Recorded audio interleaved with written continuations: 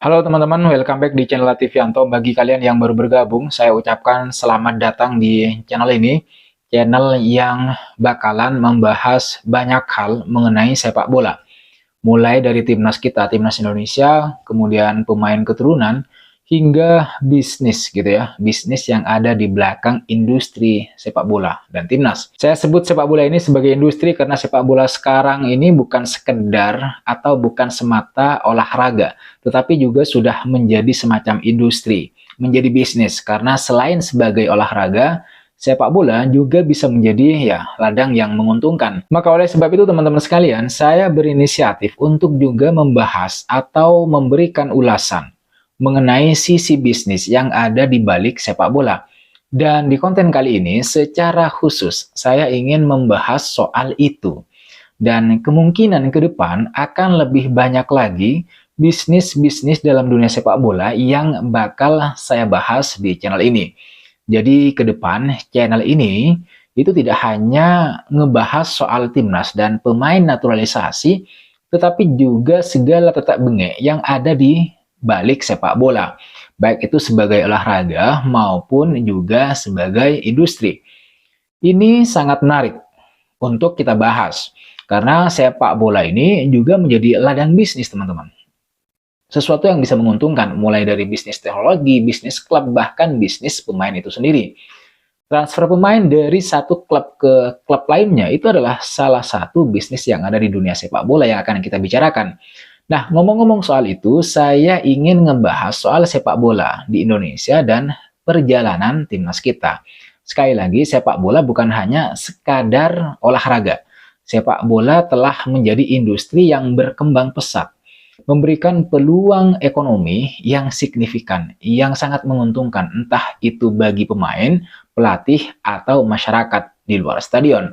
Nah, dalam video ini kita akan menjelajahi gitu ya, bagaimana bisnis sepak bola di Indonesia beroperasi, perkembangan terbaru dalam industri ini, serta peluang dan tantangan yang harus dihadapi oleh para pelaku bisnis dan timnas Indonesia.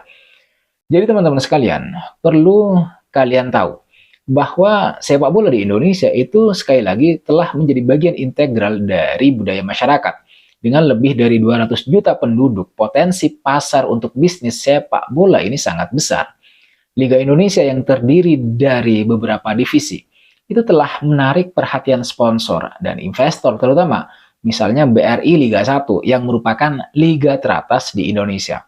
Itu telah menunjukkan pertumbuhan yang signifikan terutama dalam hal pendapatan dan popularitas. Selain itu, timnas kita, timnas Indonesia juga mengalami perkembangan yang positif, yang signifikan.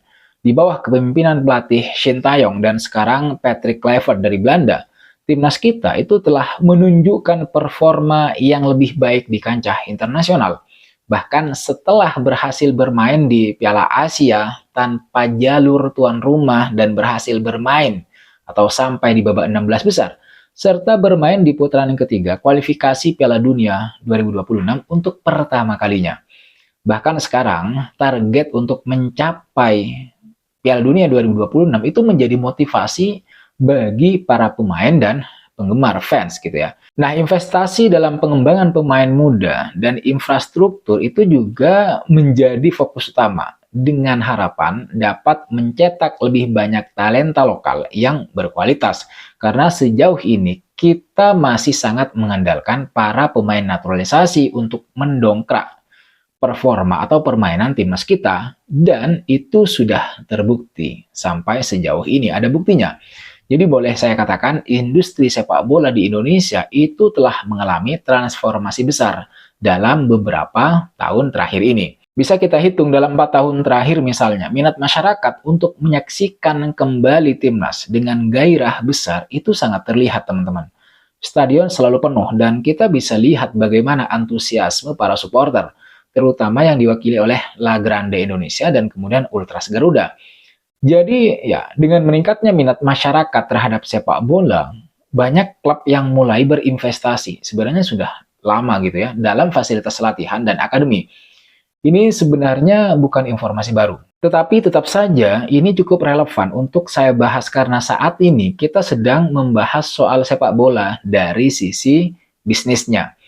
Menurut laporan terbaru, perputaran uang di industri sepak bola, terutama sepak bola Indonesia, itu diperkirakan mencapai 10,42 triliun rupiah, di mana angka ini menunjukkan potensi ekonomi yang besar dari dunia sepak bola. Nah, selain daripada itu, acara seperti Liga Indonesia Goes to Campus itu juga bertujuan untuk memperkenalkan sepak bola kepada generasi muda dan mendorong partisipasi mereka, generasi muda ini, dalam olahraga ini. Kegiatan ini itu tidak hanya meningkatkan kesadaran akan sepak bola, tetapi juga membuka peluang bagi mahasiswa untuk terlibat dalam industri ini, karena sepak bola sudah menjelma industri baik sebagai pemain maupun dalam peran manajerial. Tapi sebenarnya tanpa ada embel-embel Liga Indonesia Goes to Campus misalnya, masyarakat Indonesia sebenarnya ya sudah mengenal sepak bola, sudah sangat familiar. Bahkan sepak bola itu adalah olahraga nomor satu di negara kita. Hanya saja memang dengan hadirnya kegiatan-kegiatan seperti ya, Liga Indonesia Goes to Campus atau sejenisnya begitu, itu lebih memberikan edukasi kepada mahasiswa atau para generasi muda Indonesia untuk tidak hanya terlibat dalam sepak bola sebagai ya, pemain saja, sebagai penikmat saja, tetapi juga ya, melihat sepak bola sebagai industri, sebagai ladang bisnis. Nah, industri sepak bola di Indonesia itu menyimpan potensi besar yang dapat dikembangkan menjadi sektor bisnis yang menguntungkan, bahkan sangat menguntungkan, namun juga dihadapkan pada berbagai tantangan yang perlu diatasi. Salah satu peluang terbesar adalah besarnya basis penggemar sepak bola di Indonesia. Itu sudah tidak bisa kita pungkiri. Dengan jutaan penggemar yang fanatik, industri sepak bola itu menawarkan potensi pemasaran yang sangat luas. Mulai dari sponsor misalnya, iklan, hingga penjualan tiket dan merchandise. Selain itu, pengembangan infrastruktur seperti stadion yang lebih modern dan fasilitas latihan yang lebih baik itu juga bisa membuka jalan bagi Indonesia untuk menjadi tuan rumah kompetisi internasional yang dapat mendatangkan, ya terutama ini adalah mendatangkan pendapatan yang lebih besar dan meningkatkan citra sepak bola domestik. Akademi sepak bola itu juga menjadi peluang penting untuk mencetak pemain berbakat yang dapat memperkuat liga dan tim nasional di masa depan. Ini penting pembinaan pemain di usia muda. Namun tantangan besar juga menyertai industri ini, industri sepak bola. Salah satunya adalah selama ini atau sejauh ini kurangnya profesionalisme dalam manajemen klub dan liga yang seringkali mengarah pada masalah keuangan dan ketidakstabilan kompetisi. Kualitas liga domestik yang masih terbilang rendah itu juga menjadi hambatan karena sulit bagi klub-klub Indonesia untuk bersaing di tingkat internasional. Infrastruktur yang masih belum merata dan masih banyaknya stadion yang kurang memadai itu juga ikut memperburuk pengalaman penonton. Banyak stadion yang tidak memenuhi standar internasional yang dapat menghambat penyelenggaraan pertandingan-pertandingan besar seperti misalnya Piala Dunia dan sejenisnya. Sebagai sebuah contoh, dulu ada kasus tragedi Kanjuruhan di mana terjadi chaos di lapangan kemudian antara aparat kepolisian dan penonton gitu. Teman-teman sudah pasti tahu kasus ini seperti apa. Yang jelas, setelah kejadian tersebut, perbaikan stadion besar-besaran dilakukan di Indonesia agar bisa memenuhi standar yang ditetapkan oleh FIFA. Karena setelah dilakukan audit, banyak stadion yang tidak memenuhi standar, termasuk Stadion Kanjuruhan, di mana di situ terjadi chaos. Itu masalah infrastruktur.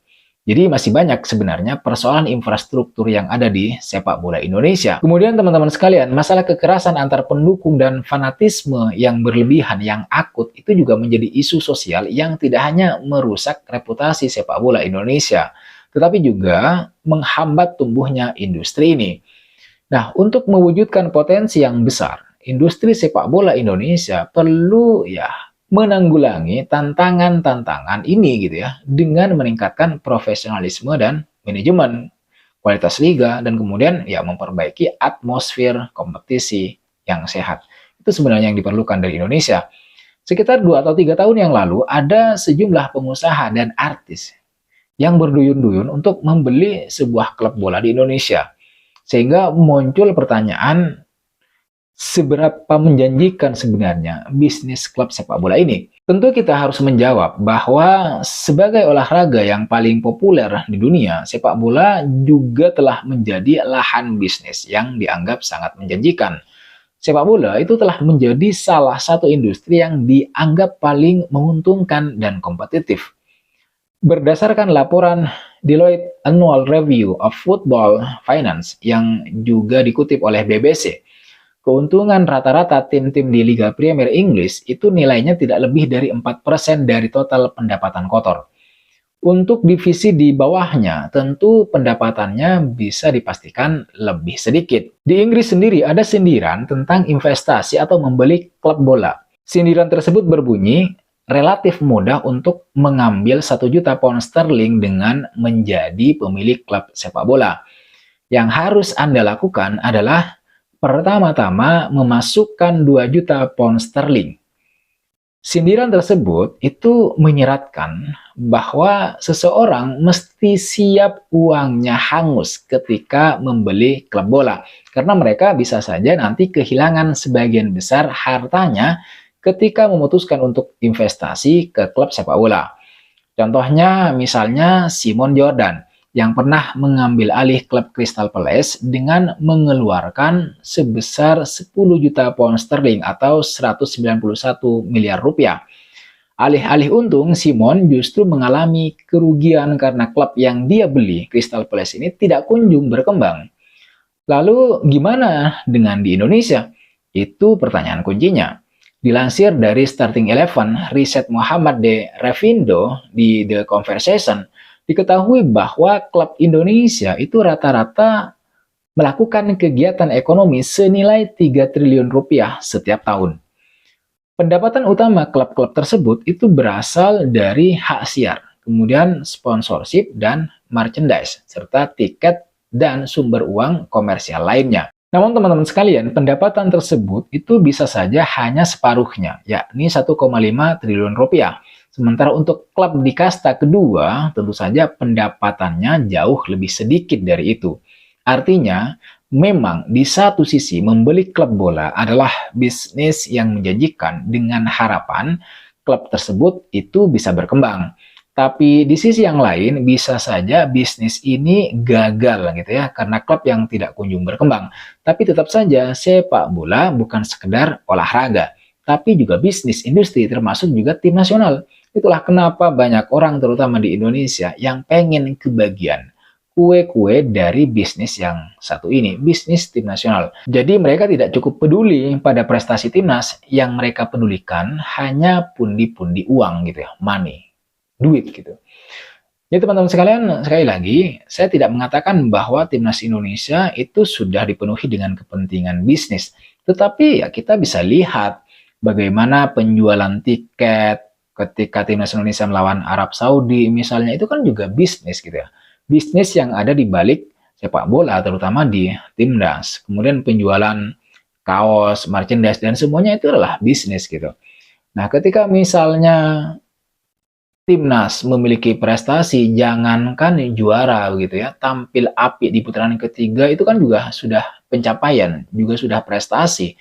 Nah, itu juga nanti akan mendatangkan banyak sponsor gitu untuk investasi. Dan itu bisnis teman-teman sekalian. Jadi olahraga, sepak bola, dan terutama timnas, selain sebagai sebuah olahraga, timnas itu misalnya tujuannya untuk membangun brand, berjuang untuk negara, tetapi juga ada sisi-sisi lain yang perlu kita ungkap, yang perlu kita bahas. Nah, sisi-sisi lain yang perlu kita bahas ini adalah ya sisi bisnisnya tadi. Tentu tim nasional itu tidak akan bisa berdiri kokoh kalau hanya mengandalkan anggaran dari negara.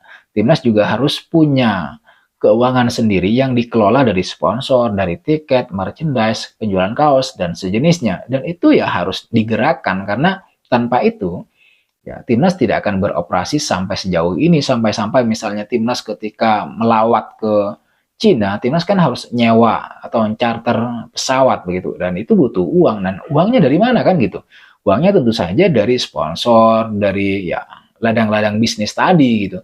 Tetapi kelirunya kalau sampai kemudian ada segelintir orang atau oknum-oknum tertentu yang menjadikan timnas sebagai ladang bisnis saja, tidak peduli pada prestasi, tapi lebih pedulinya pada bagaimana bisnis berjalan begitu. Itu yang keliru. Oke teman-teman sekalian, saya kira itu yang bisa saya bahas, yang bisa saya share ke kalian semua soal sisi lain dari sepak bola, dari timnas, bahwa ada hal-hal tertentu yang menurut saya seksi, menurut saya cukup menarik untuk dibahas, yaitu sisi bisnisnya. Karena sisi bisnisnya ini nanti yang akan bisa mengoperasikan, gitu ya, menyediakan ya pembiayaan bagi timnas untuk semakin berkembang. Terima kasih sudah menonton video ini sampai selesai. Terima kasih juga buat kalian yang sudah subscribe, buat kalian yang sudah memberikan komentar kritik serta masukannya. Sekali lagi jangan lupa like, komen, dan subscribe, nyalakan notifnya. I'll see you on the next video.